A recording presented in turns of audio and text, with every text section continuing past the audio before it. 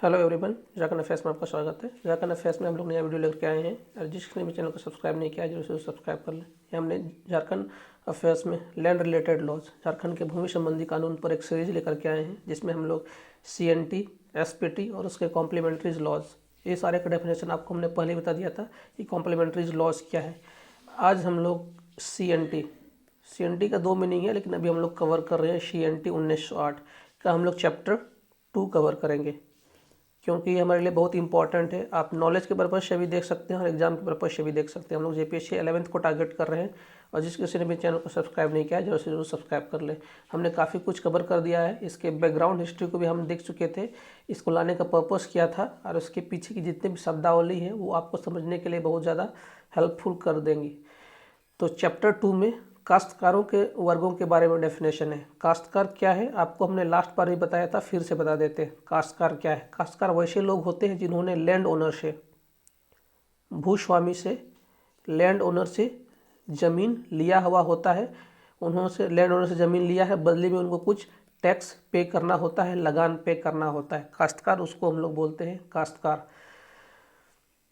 तो झारखंड में का CNT एक्ट 1908 के चैप्टर 2 में, उस चैप्टर 2 में काश्तकारों के वर्गों मतलब कितने तरह के काश्तकार झारखंड में पाए जाते हैं उसके बारे में वर्णन किया गया है। इसमें अलग अलग आर्टिकल है, आर्टिकल 4 से 8 तक इसमें आते हैं।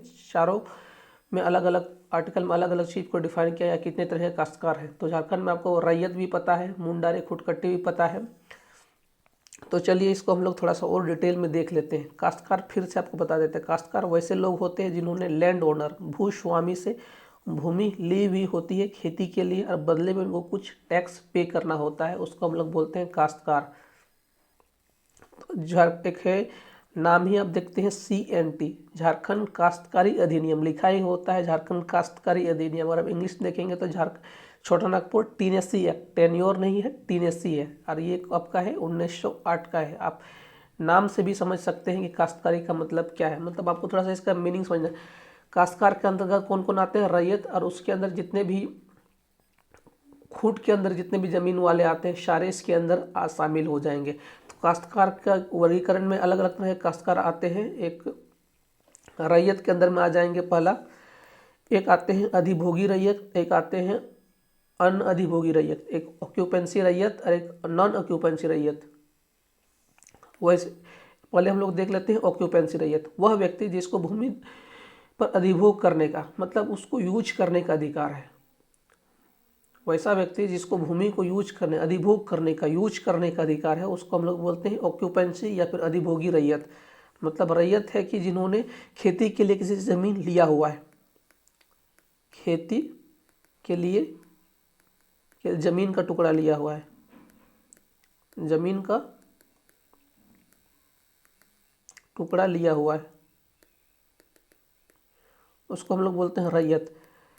तो अधिभोगी रैयत मतलब ऐसा आदमी, वैसा पर्सन जिसने उस ज़मीन का टुकड़ा को किसके लिए, अपने भोग के लिए लिया हुआ है। मतलब उसके पास पावर ऑफ अटॉर्नी है, मतलब उसको यूज करने का अधिकार है, उस ज़मीन को यूज करने का अधिकार है, उसका पावर ऑफ अटॉर्नी है। उसको हम लोग बोलेंगे अधिभोगी रैयत या फिर ऑक्यूपेंसी रैयत। वह व्यक्ति जिसके पास भूमि धरित पर अधिभोग का अधिकार है। उसके बाद दूसरा आता है नन अधिभोगी रैयत, मतलब हम लोग नन ऑक्यूपेंसी या फिर अन अधिभोगी रैयत। वह व्यक्ति जिससे धरित भूमि पर मतलब जिस भूमि को धारण किया हुआ, भूमि तो धारण किया हुआ लेकिन उसको उसका अधिभोग करने का अधिकार नहीं है। कब हो सकता है वैसा? मान लीजिए एक रैयत है, उसने लैंड ओनर से, किसी भूस्वामी से रैयत पर एक ज़मीन का टुकड़ा लिया है, उसको कुछ टैक्स पे करने का अधिकार है। मान लीजिए वो टैक्स पे करना छोड़ देता है तो एज पर द लॉ उसको नन अधिभोगी रैयत में डाल दिया जा सकता है।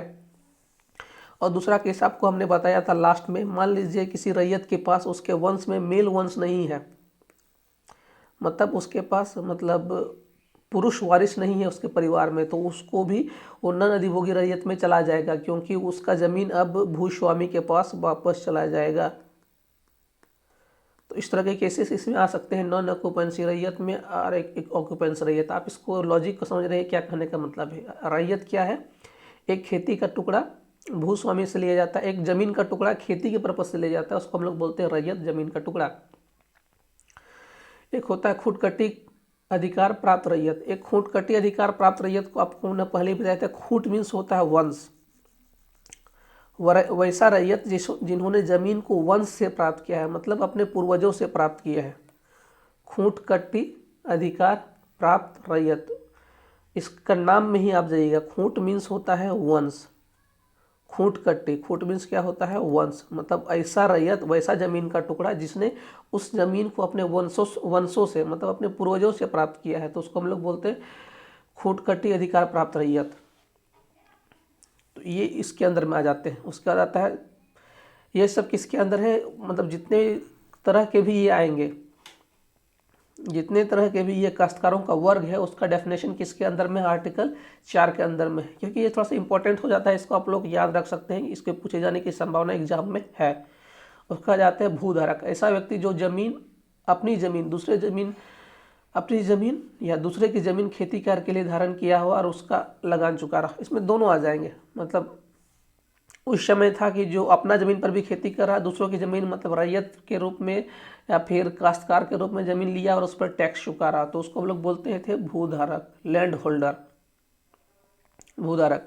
उसका आता है रैयत, रैयत वही आपको मैंने था ऐसा व्यक्ति जिसने खेती के लिए भूमि धारण का अधिकार प्राप्त हो।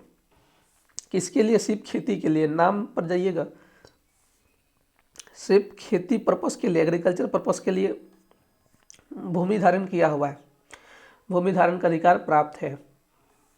ये पांचवा में भूधारक है, जिसके अपना जमीन है या दूसरे की जमीन पर उन्होंने लगान चुका रहा।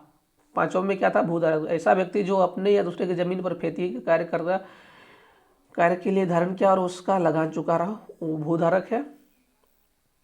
और रैयत वैसा व्यक्ति जो खेती के कार्य कर रहा हो के लिए जमीन को धारण किया हुआ है। एक आ जाता है फिर सातवां में आ जाता है खूंट कट्टी अधिकार युक्त रैयत। तो वही बात है जो इसमें आपको हमने बताया था, खूंट कट्टी अधिकार युक्त रैयत। ये 5, 6, 7 के अंदर में ये खूंट कट्टी में क्या होता है, खूंट में आपको हमने क्या बताया, वंश अधिकार युक्त रैयत, वैसा रैयत जिसको उन्होंने उस जमीन को, उस रैयत में से जमीन का टुकड़ा उसे अपने वंशों से मिला है।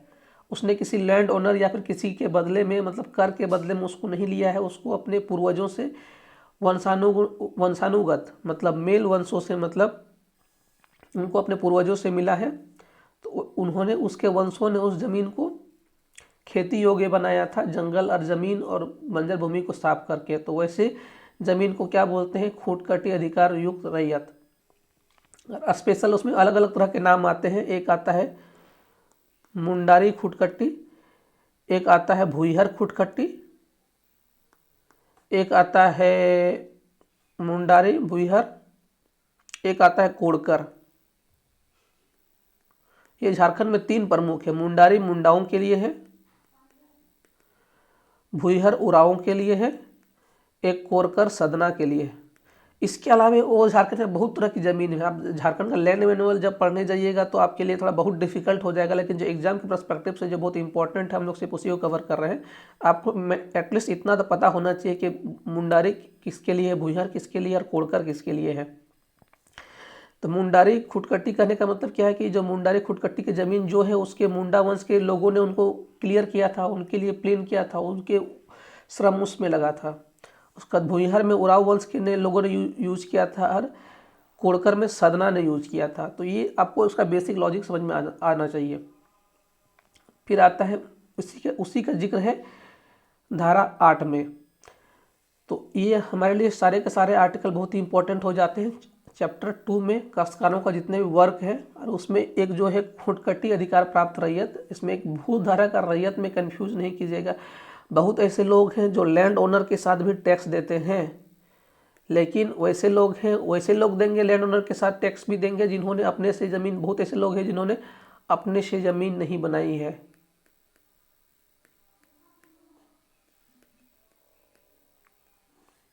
तो हमारे लिए इंपॉर्टेंट हो जाता है। आर्टिकल 4 काश्तकारों का वर्ग के बारे में बताया गया है। उसके बाद 2 प्रकार के रैयत है, अधिभोगी रैयत, अनधिभोगी रैयत, जिसको ज़मीन का भोग करने का अधिकार है, जिसको ज़मीन पर अधिभोग करने का अधिकार नहीं है। खूंट कट्टी रैयत में आपको हमने बताया था 5, 6, 7। 5 में भूधारक के बारे में चर्चा है, 6 में रैयत के बारे में चर्चा है, 5 में भूधारक, 6 में रैयत और 7 में खूटकट्टी और 8 में मुंडारी खूटकट्टी। 5 में भूधारक 6 में रैयत, 7 में खूटकट्टी और 8 में मुंडारी खूटकट्टी। ये चैप्टर 2 में ये सारे के सारे आर्टिकल इम्पोर्टेंट है, वेरी इंपॉर्टेंट आर्टिकल है। चैप्टर 2 अपने आप में वेरी इंपॉर्टेंट है, CNT एक्ट 1908 का। इसमें क्वेश्चन पूछे जाते हैं, पूछे जाने की संभावना बहुत ज़्यादा है JPSC 11th में। आप में इसमें कोई भी कन्फ्यूजन हो तो आपको शब्दावली बहुत ज़्यादा समझ में आनी चाहिए। काश्तकार किसको कहते हैं, भूधारक किसको कहते हैं, खूटकट्टी किसको कहते हैं, तो इसके बिना आप इसको नहीं समझ पाइएगा। तो कोई भी क्वेरी हो कमेंट सेक्शन में दें। और इस वीडियो को देखने के लिए आपका बहुत बहुत धन्यवाद।